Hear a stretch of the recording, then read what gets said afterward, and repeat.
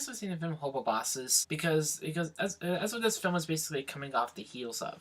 For those of you who don't know that film, that basically came out in 2010. It told a story about three working class guys who plot to get rid of their bosses when they become total assholes to them. It is lackey to Kevin Spacey, who picks on him all the time because he's angry at his wife for cheating on him.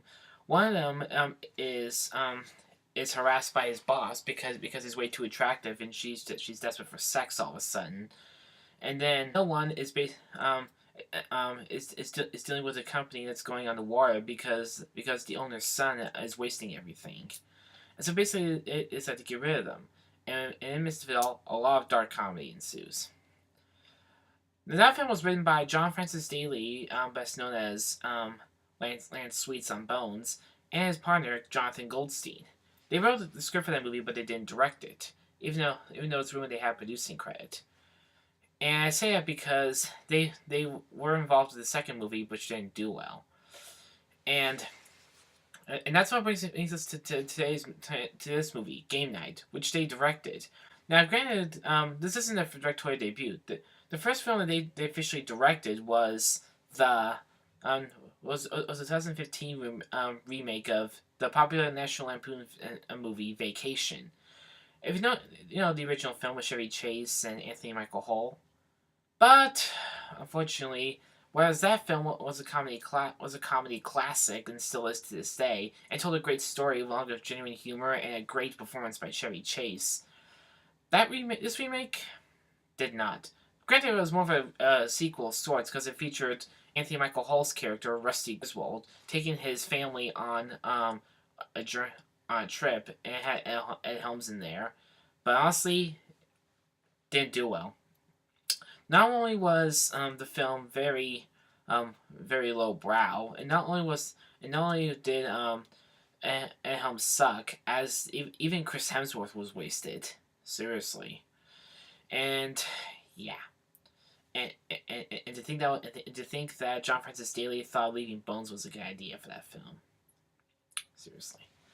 But fast forward to today's film, to this film, Game Night, which is not only directed by Daley and Goldstein, but apparently it was a film in which they did not write the script, unlike Vacation, when they not only directed the film but also wrote it. Basically, a dark comedy. And for this film, it tells a tale about a married couple who has a regular game night with another married couple and a friend of theirs who brings a date every night. And for that film, they basically meet every night and play games. But things get turned upside down when Max's brother comes a knocking, and when he's in town, and he decides to take their game night in a little darker direction by having it as a murder mystery game. Unfortunately, it's one that gets very much out of control and gets darker and twisted as it goes along. So yeah, I actually was very intrigued to see this movie. Not only of you say it was very promising, but it actually looked very funny as well, especially for a dark comedy. And rarely are those hard to pull off unless you're the Coen brothers. So I decided to take a look. Is it better than, say, Suburbicon? Well, how about I say this? This blows Suburbicon right out of the suburbs and out of America as a whole.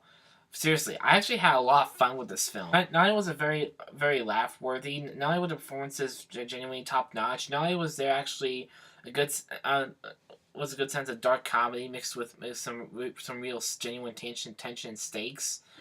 Not only this was very well executed, but it seems like Goldstein and Daley actually have a good handle on this. And for good reason, considering that once again they didn't write the script, so good for them. So let's get into what I can pick about this movie. First, let's start with the cast we have. You're only going to get a few recognizable faces in this film. The first two are obviously Max and Annie, played by Jason Bateman and Rachel McAdams. Now, honestly, I love Jason Bateman. This guy is a hilarious actor, even if he can play himself sometimes in many films. And Rachel McAdams is equally good in her own right, both in comedy and in drama. And both of them play Max and Annie very well. And they definitely capture the couple who loves games and games will bond together. And honestly, it takes them down. Now, whenever I get married, I'm inspired to do Dance Dance Revolution at our wedding. And I have to point out the rest of the cast does really well too. Billy Magnuson, who plays their friend who brings the day every night, he was actually really funny, and even some of his he's kind of the goofball, but he plays into it well, and his state is actually really funny as well. I gotta say I really loved Lamore Norris, aka Winston from New Girl. In other words, he's the black guy. That guy was actually really funny, and I like the running jokes throughout the film where he basically believes his wife slept with a celebrity when they briefly broke up, and he tries to find out who it is throughout the film, and I actually thought that was genuinely funny. But I have to say, the two best performances for me, was surprising, were Kyle Chandler as his brother, and last but not least, Jesse Plemons as Gary the cop. That guy really stole this entire film. Like, he originally started out as kind of the creepy next door neighbor who like divorced his wife and gets kind of creepy, but not does Jesse Plemons seem like he's having fun when he plays the role, but he actually plays into it really well, and actually has a good arc that connects well with the film. So honestly, I like that, man. You were good in the post, and you did it again. Nice. As for the script, well, once again, Goldstein and Daley didn't write this, and you can obviously tell. Because not only is the script a lot sharper, tighter, and more consistently focused. For an already film, there's hardly any raunchy humor in it, or if there is, it's not played out. It doesn't like drag itself out. It keeps itself tight and focused, and doesn't try to overplay its hand. Pun intended. The comedy is on point. It's sharp. It doesn't diverge. The genuine stakes and intention are mixed in rather well. Nice job there. And overall, the cast plays the roles really well. Even if they get separated, they still play relative roles. And really like how through the film it ended up playing some. They ended up in some of the scenes like there's a scene where they're basically doing something analogous to hot tomato or hot potato. That just had me laughing, and I basically thought, loved it.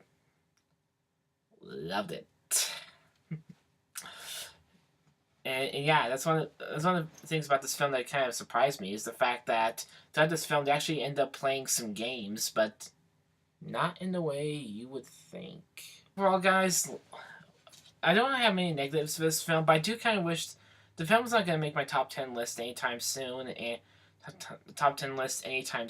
but it's definitely one of the best comedies I've seen this year. I may not remember it a lot, and I may not come back to it consistently on a regular basis, but man, this film was really good. Jonathan Goldstein and John Francis Daley are great directors in this film. Once again, they didn't write the script. The entire cast works effortlessly well, and they're very funny. The comedy is sharp, tight, really, really hilarious, and it mixed in well with the dark elements. And overall, this is one game night I can't wait to come back to. So yeah, for me, easy 8 out of 10. Well, I may not get invited to game nights, but this is one game night I would definitely play over and over again, win or lose. So thanks a lot for watching, guys. If you like what you saw, comment down below. Let me know what you liked. As you can guys see right here, this is part of the new location I will be transitioning to for this year. As you can see, it's blank, yes, but it is a work in progress. And you guys are going to see some new changes coming to this, so stay tuned for that. Other than that, thanks a lot for watching, guys. I'm Ross. This is M&M Weekly.